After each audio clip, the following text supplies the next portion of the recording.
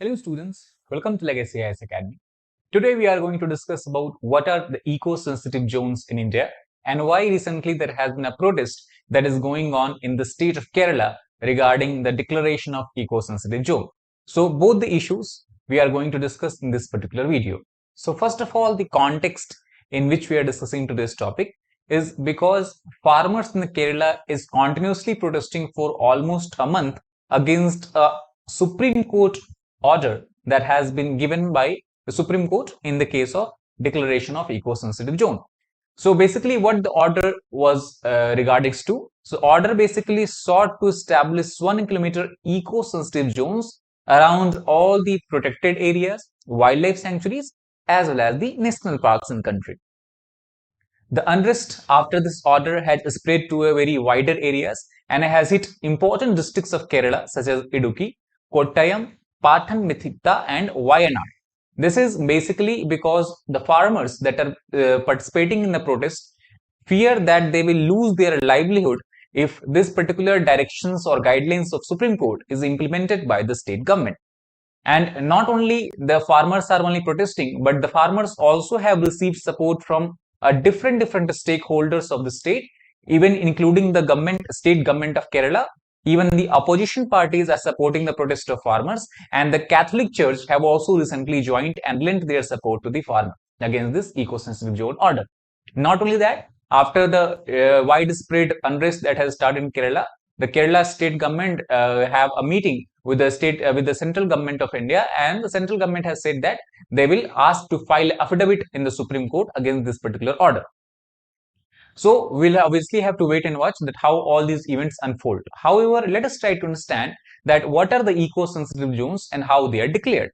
So first of all, as per the National Wildlife Action Plan 2002 to 2016 that has been given by the Ministry of Environment, Forest and Climate Change, Government of India, it says that eco-sensitive zone can be declared in a land which is situated within the 10 kilometer of the boundaries of national park and wildlife sanctuaries.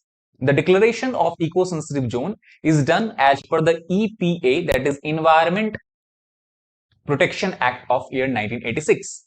Not only that, the guidelines also says that even the areas that are lying beyond 10 kilometers from the boundaries of national parks and wildlife sanctuary can also be notified by the union government as an eco-sensitive zone, given that they hold a larger ecologically important sensitive corridor.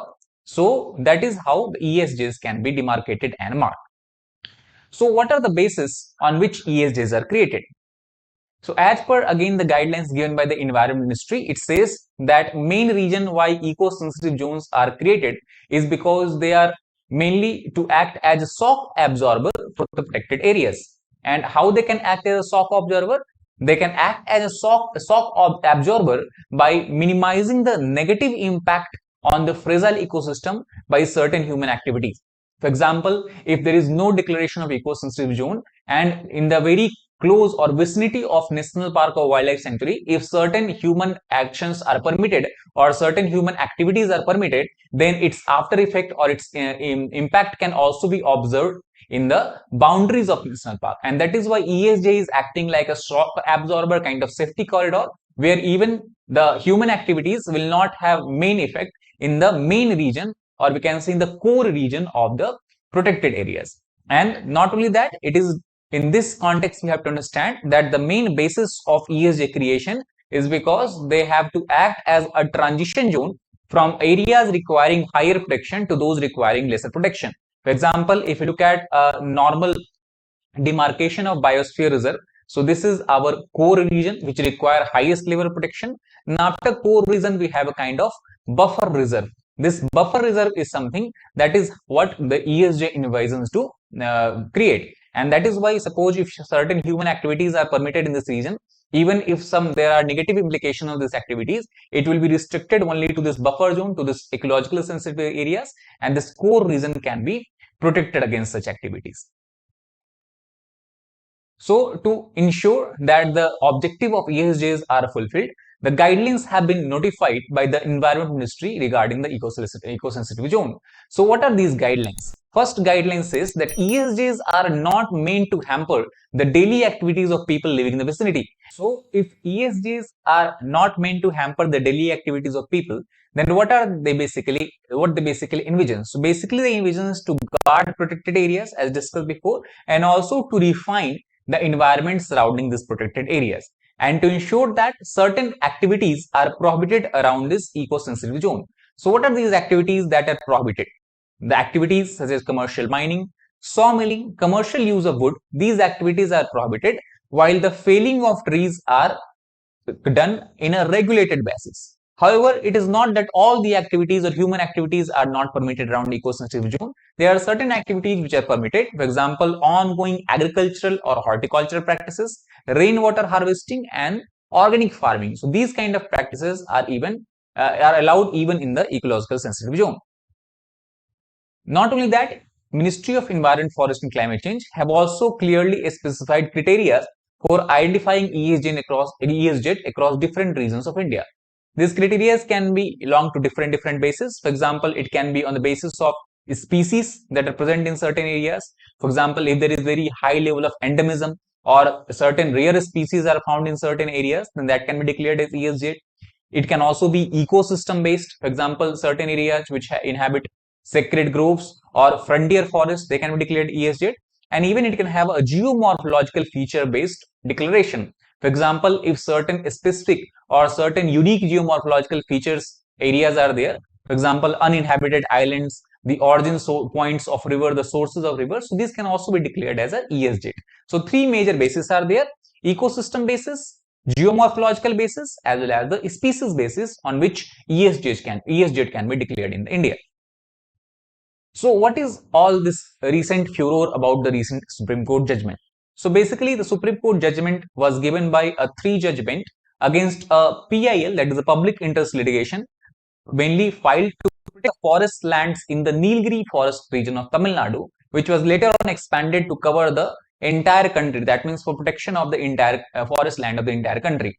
And it is while hearing this PIL, the 3-judge bench of Supreme Court have said that all states must have a mandatory 1 kilometer ESZ from the demarcated boundaries of every protected forest land, national park, and wildlife sanctuary. Not only that, Supreme Court also has directed that it should be ensured that no new permanent structure or mining began around these protected areas. So it is in this context the protest has started in Kerala. So now coming to the main point, that why farmers in Kerala are protesting.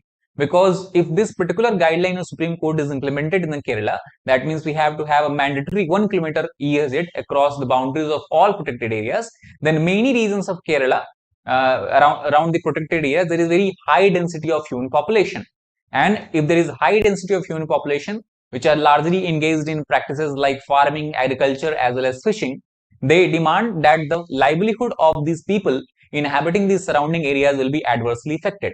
And that is why all the stakeholders and protesters are demanding that at least all the human settlements which are around the protected area should be exempt from this particular ESZ ruling.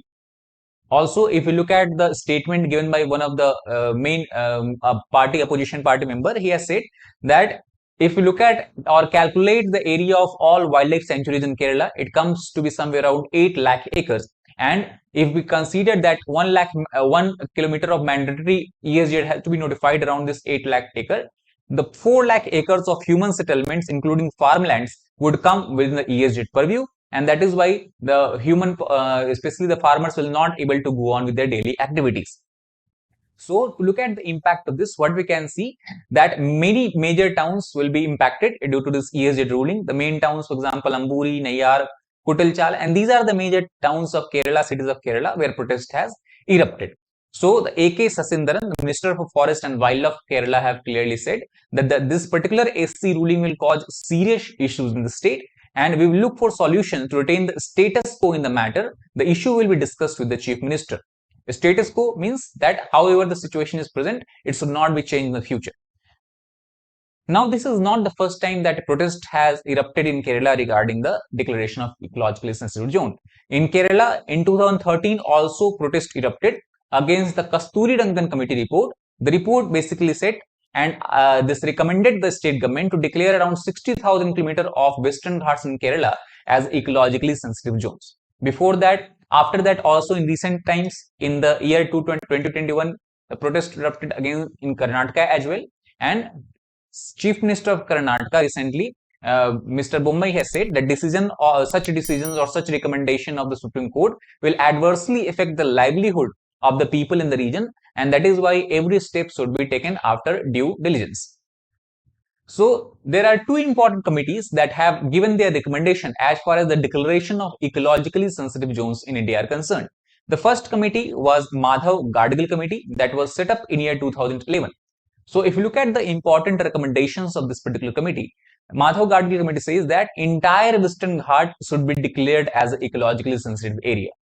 Second, it also recommends a bottom-up approach for conservation, with Gram Sabha playing a crucial role in the decision making. The second recommendation of the Gadgil committee was that it recommended the recognition of 3 grades of ESZ and the complete ban on construction of high-capacity storage dams as well as the sign manning in the eco-sensitive zone first area or ESZ 1 area. And last, it says that we should constitute a Western Ghat Ecological Authority under the Environment and Forest Ministry of Government of India so that it can regulate and oversee the conservation of the Western Ghats. However, after the recommendation of Gadgil committee was published, there was a large-scale furor and protest across almost all the states of Western Ghat, including Goa, Maharashtra, Karnataka, Kerala, and Tamil Nadu. And that is why the Kasturi Rangan committee was set up in year 2012. Mr. Kasturi Rangan was also a former chief of ISRO. So he slightly changed and altered the recommendation of Gadgil committee. As Gadgil committee said that entire Western Ghats should be declared as ESZ, instead of that, Kasturi Rangan committee has said that only 37% of entire Western Ghats should be declared as an ecologically sensitive area. Second, as far as the decision making is concerned, Kasturi Rangan committee, instead of relying on Gram Sabha as a decision making authority, gave the power of decision making or vested the power of decision making in the government and the bureaucracy such as forest official. Also, Kasturi Rangan committee has said that as far as the hydroelectric power plants are concerned, they can be permitted in the ecological sensitive areas only after a detailed study. However, it recommended a complete ban on activities such as quarrying, mining, as well as sand mining, similar on the line of recommendation given by Gadgil committee. Not only that, Kasturi Rangan committee also has said or recommended to strengthen the current legal framework such as the State Pollution Control Board and the State Biodiversity Board so that they can be able to fulfill their function of acting of a regulating body as far as the conservation of Western Ghats in the states are concerned. So these are some of the important findings and the important reports, as well as we try to discuss that what are the reasons why protest is going on in Kerala and what is the whole concept of ecological sensitive zone. I hope you understood about these issues. We'll come again soon with another interesting topic. Till then, take care. Thank you very much.